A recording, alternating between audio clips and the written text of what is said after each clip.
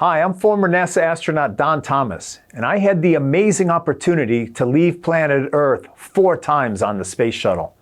On my trips to space, I never went farther than about 300 miles above the Earth, so I always wondered what it would be like to explore other planets in our solar system.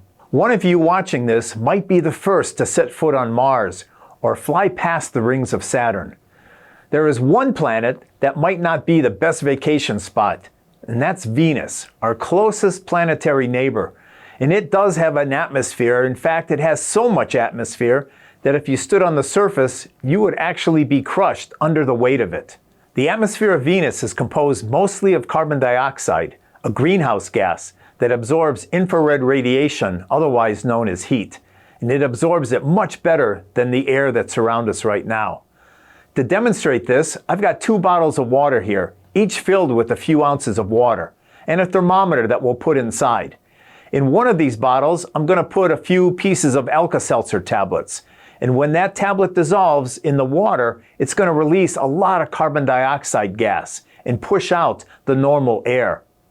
After a few minutes, the air being pushed out of the bottle will seal up the top of the bottle with a little bit of Play-Doh or clay.